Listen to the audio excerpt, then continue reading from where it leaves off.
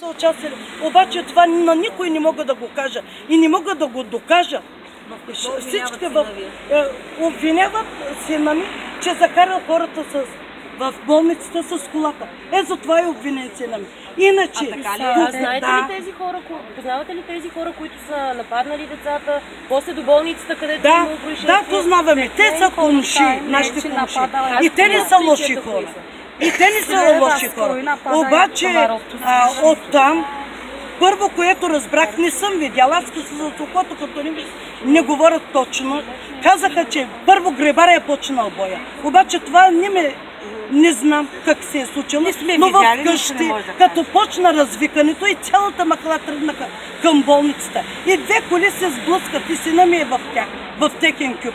Ние не упрекваме абсолютно от махалата, нито един родител не упреква, че нашите деца са ходили пред Тянков и са спряли този рейс. И всички до един се скараха на децата си, че това не е хубава работа.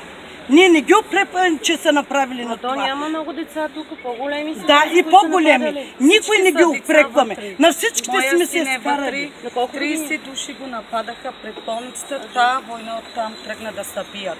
30 души го направиха опит за убийство. Сега ще го видите на какво е състояние. Ангел главата му е пукна. От гърба е ударан, от всякъде е наразан. Васко Георгиев е на много спешно положение. Всички хора в болницата, кои са в болницата, отиват там, нали, дето са болни, това, гледат сина ми в земята.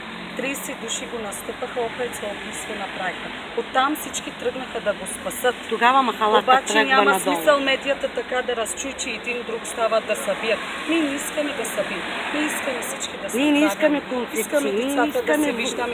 Както всяка майка, баща иска децата си, искат помощ. И ние искаме за децата ни помощ. Защото без вина там лежат. Аз не казвам, че не са виновни. Всички са виновни.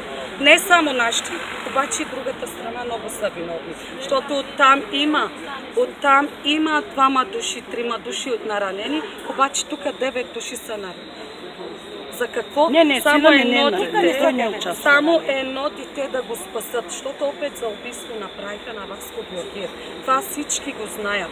На какво е положението. А сега в махалата какво е положението? В махалата всички се страхуваме. Ние не искаме такави работи. Ние искаме мир. Искаме всички да се одобрим. Всички да взимат децата да се лекуват.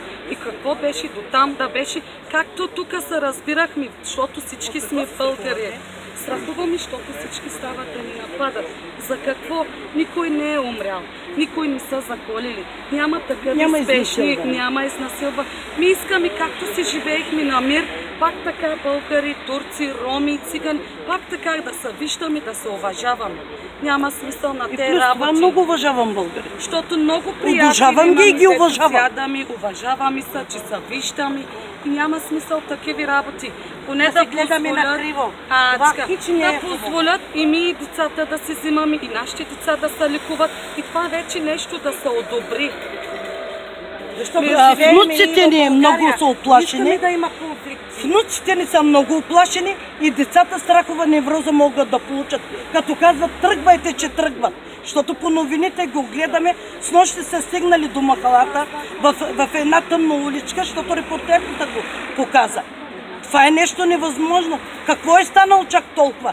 Да, знаем, пак казвам, не упрекваме нашите деца, че са ходили и са спряли рейса. Всичките родители се карат на децата си, един на друг се караме, че това не е правилната постъпка.